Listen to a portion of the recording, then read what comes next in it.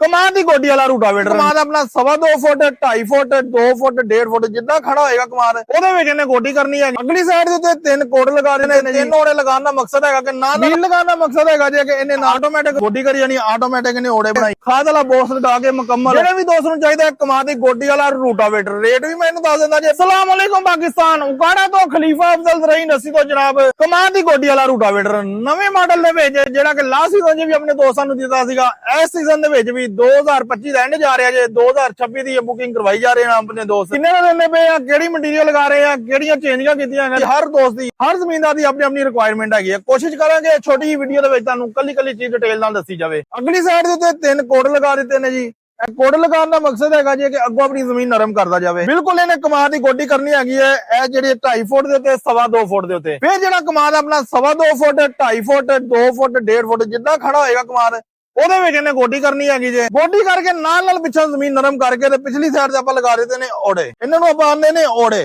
ਓੜੇ ਜਿਹੜੇ 3 ਲਗਾ ਦਿੱਤੇ ਨੇ। 3 ਓੜੇ ਲਗਾਉਣ ਦਾ ਮਕਸਦ ਹੈਗਾ ਕਿ ਨਾਲ ਆਪਣੇ ਕਮਾਦ ਦੀ ਗੋਡੀ ਕਰਦਾ ਜਾਵੇ, ਨਾਲ ਮਿੱਟੀ ਚੜਾਉਂਦਾ ਜਾਵੇ। ਮਿੱਟੀ ਚੜਾਉਂਦਾ ਜਾਂਦਾ, ਛੋਟੀ ਵੀਡੀਓ ਨਾਲ ਅਟੈਚ ਕਰਦਾ ਪਿਆ, ਚੈੱਕ ਕਰ ਲਓ ਕਿੱਦਾਂ ਇਹ ਮਿੱਟੀ ਚੜਾਉਂਦਾ ਪਿਆ ਤੇ ਕਿੱਦਾਂ ਇਹ ਕੰਮ ਕਰਦਾ ਹੈਗਾ ਜੇ।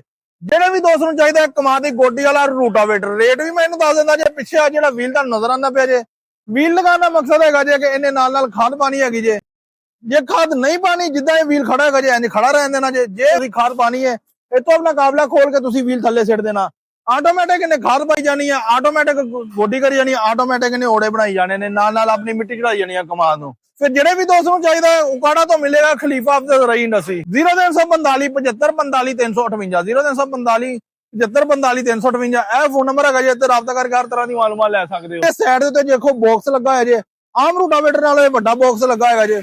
ਵੱਡਾ ਬਾਕਸ ਲਗਾਉਣ ਦਾ ਮਕਸਦ ਹੈਗਾ ਜੇ ਕਿ ਆਮ ਰੂਟਾਵੇਟਰ ਨਾਲ ਇੱਕ ਤਾਂ ਗਰਾਰੀਆਂ 'ਚ ਜ਼ਿਆਦਾ ਪੈਂਦੀਆਂ ਹੈਗੀਆਂ ਨੇ, ਉਸ ਤੋਂ ਬਾਅਦ ਸੀਐਲ 'ਚ ਜ਼ਿਆਦਾ ਪੈਂਦਾ ਹੈਗਾ ਜੇ। ਫਿਰ ਥੱਲੇ ਜਿਹੜੇ ਜਿਹਦੇ ਭੋਣੀ ਵਾਲਾ ਪੈਪ ਹੈਗਾ ਜੇ, ਜਿਹਨੂੰ ਆਪਾਂ ਕਟਰ ਲਗਾਉਂਦੇ ਆ, ਇੱਕ ਕਟਰ ਨੂੰ 10 ਕਟਰ ਲਗਾਉਂਦੇ ਪਏ ਆ ਤਾਂ ਕਿ ਆਪਣੇ ਖੜੇ ਕਮਾਦ ਨੂੰ ਕੋਈ ਡੈਮੇਜ ਨਾ ਕਰੇ, ਕੋਈ ਪ੍ਰੋਬਲਮ ਨਾ ਬਣੇ। ਚੈਨ ਵਾਲਾ ਅਸੀਂ ਨਹੀਂ ਬਣਾਉਂਦੇ ਹੈਗੇ, ਅਸੀਂ ਬਣਾਉਂਦੇ ਹੈਗੇ ਗਰਾਰੀਆਂ ਵਾਲਾ। ਗਰਾਰੀਆਂ ਵਾਲਾ ਬਣਾਉਣ ਦਾ ਮਕਸਦ ਆ, ਹੁਣ ਆਪਣੇ ਦੋਸਤ ਕਈ ਦੋਸਤਾਂ ਨੇ ਜਿਹੜੀ ਬੁਕਿੰਗ ਕਰਾਈ ਹੈ, ਜਿਹੜੇ ਦੋਸਤ ਬਗੈਰ ਖਾਦ ਦੇ ਬਾਕਸ ਤੋਂ ਲੈਣਾ ਚਾਹੁੰਦੇ ਉਹ ਵੀ ਮਿਲ ਜਾਏਗਾ, ਪਿੱਛੇ ਉਹਦੇ ਨਹੀਂ ਲਵਾਣੇ ਉਹ ਵੀ ਮਿਲ ਜਾਏਗਾ, ਅਗਰ ਸਿਰਫ ਸਿੰਪਲ ਲੈਣਾ ਵਾ ਤੇ ਉਹ ਵੀ ਮਿਲ ਜਾਵੇਗਾ।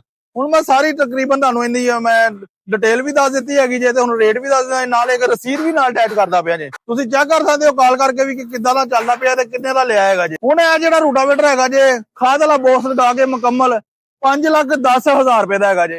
ਇਹ ਤੋਂ ਬਗੈਰ ਲੈਣਾ ਹੈਗਾ ਜੇ, ਖਾਦ ਵਾਲੇ ਬਾਕਸ ਤੋਂ ਬਗੈਰ ਲੈਣਾ, ਪਿੱਛੇ ਓੜੇ ਲਗਾਣੇ ਆ ਸਿਰਫ, ਤੇ ਉਹ ਮਿਲੇਗਾ ਤੁਹਾਨੂੰ 4.5 ਲੱਖ ਰੁਪਏ ਦਾ। ਫਿਰ ਤੁਸੀਂ ਅਗਰ ਓੜੇ ਨਹੀਂ ਲਗਾਣੇ ਹੈਗੇ, ਅਗਲੇ ਸਾਈਡ ਤੇ ਸਿਰਫ ਆਪਣਾ ਜਿਹੜਾ ਰਹਿ ਜਾਵੇ ਰੂਟਾਵੇਟਰ ਸਾਦਾ ਰਹਿ ਜਾਵੇ ਕਮਾਦ ਦੀ ਗੋਡੀ ਕਰਨ ਵਾਲਾ, 3,95,000 ਰੁਪਏ ਦਾ ਮਿਲੇਗਾ। ਇਹ ਕਾਬਲੇ ਵਾਲਾ ਐਡਜਸਟ ਕੀਤਾ ਹੈਗਾ ਜੇ। ਇਹਨੂੰ ਆਪਾਂ 2 ਕਾਬਲੇ ਇੱਧਰ ਲੱਗੇ ਨੇ, 2 ਉੱਧਰ ਲੱਗੇ ਨੇ, ਖੋਲ ਕੇ ਲਹਿਦਾ ਕਰ ਦਿਆਂਗੇ। ਲਹਿਦਾ ਕਰਕੇ ਆਪਣਾ ਕੱਲਾ ਰੂਟਾਵੇਟਰ ਵੀ ਚੱਲੇਗਾ। ਅਗਰ ਖਾਦ ਵਾਲਾ ਬਾਕਸ ਤੁਸੀਂ ਲਾ ਕੇ ਰੱਖਣਾ ਵਾ ਤੇ ਖਾਦ ਵਾਲਾ ਬਾਕਸ ਦਾ ਸਾਰਾ ਸਿਸਟਮ ਲੱਗ ਜਾਣਾ। ਟੋਟਲ ਐਡਜਸਟੇਬਲ ਹੈਗਾ, ਕਾਬਲਿਆਂ ਦੇ ਹੈਗਾ ਜੇ। ਜਿਹੜੇ ਵੀ ਦੋਸਤ ਨੂੰ ਚਾਹੀਦਾ ਮੈਂ ਫੋਨ ਨੰਬਰ ਵੀ ਦੱਸ ਦਿੱਤਾ ਜੇ, ਰੇਟ ਵੀ ਦੱਸ ਦਿੱਤਾ ਜੇ। ਅਗਰ ਵੀਡੀਓ ਅੱਛੀ ਲੱਗੇ ਲਾਈਕ ਤੇ ਜ਼ਰੂਰ ਕਰਨਾ। ਸਾਰੇ ਦੋਸਤਾਂ ਦੀ ਮੁਹੱਬਤ ਦਾ ਸ਼ੁਕਰੀਆ ਜੀ। ਜਜ਼ਾਕੱਲਾ, अस्सलाम वालेकुम।